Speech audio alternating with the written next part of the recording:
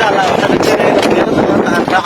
وكلا يضع وضع سسمة إن شاء الله إن شاء الله. garoonka diyaaradaha ee magaalada Buuhoodle ayaa maanta waxa ka dhoofay Guuleed Aadan Cabdi oo ahaa wiil ardaya oo ku noolaa magaalada Buuhoodle oo dhawaan soo bandhigay hal abuurnimo iyo xirfad uu soo bandhigay oo ku sameeyay diyaarado iyo baabuur kadib markii laga daawaday baraha bulshada Soomaaliyeed ay ku xiriidho ayaa Guuleed Aadan Cabdi wuxuu deeq waxbarasho ka helay dalka Turkiga haddaba garoonka diyaaradaha ee magaalada Buuhoodle ayaa saaka waxa ku sii sagootiyay macallimiin waalidiin iyo bulshada qaybaheeda kala duwan ee ku dhaqan magaalada Buuhoodle Guuleed Aadan Cabdi ayaa wuxuu iga warbixiyay dareenkiisa iyo waliba sidoo kale in uu ku faraxsan yahay deeqdan waxbarasho uu ka helay dalka Turkiga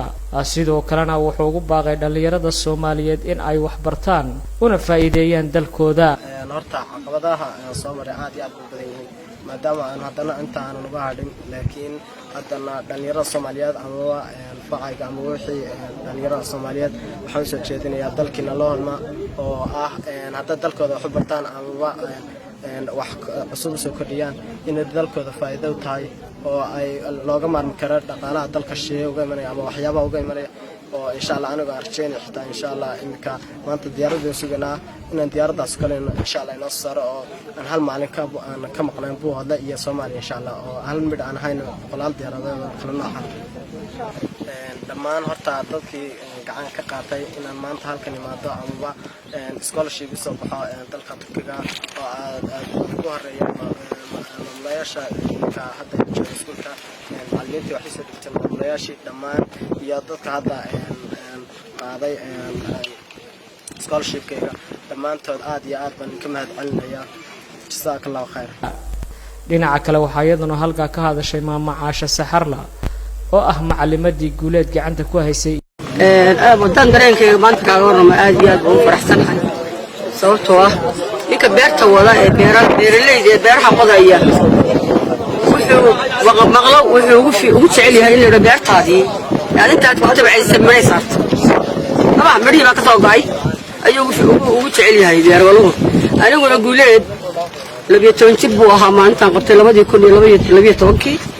ilaa iyo maanta 9 sano waday marka hamigeeyagii iyo higsigeeyagii dheeraa ee aan wadnay waxa weeyaan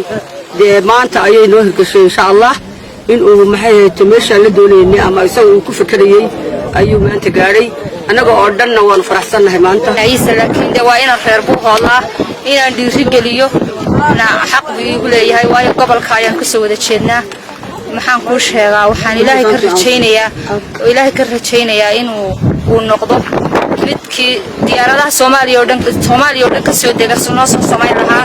diyaaradaha Buuhoodle ka soo dega noo soo samayn lahaa insha Allah gobolku waa gobol fac weyn oo taariikh leh inuu taariikhdiisii ku kabo oo maxaan ku sheegayaa de taariikhdu awal balaha oo de taariikhyahan weyn oo de maxaan ku sheegaa caalamka dhanba diyaaradaha uu sameeyo uu noqdo Guuleed oo ahaa ducaynayna waxaan ka rajaynaynaa garoon kale taaganahay inaad ka soo dejiso diyaarada aad u samaysaa hal mid waa ana wiilkii aan soo gacan qabtay waa halka gaaray alxamdulillah rabbil caalamiin oo Buuhoodle dhaafay maanta lagu socdaa insha Allah taala Turkiga halkaasoo deeq waxbarasho laga siiyay waxaan rajaynaynaa Guuleed dhinaca kale waxaa iyaduna halka ka hadashay oo sheegtay in ay ku faraxsan tahay deeqdan waxbarasho ee wiilkeeda uu ka helay dalka Turkiga maamada dhashay Guuleed yare ilaahay bay sugnaatay macallimiintiisa waan salaamaya maamulayaashiisa waan salaamaya in Allah intii gacan siisay waan salaamaya waana u mahadcelinaya ilaa bahda saxaafadda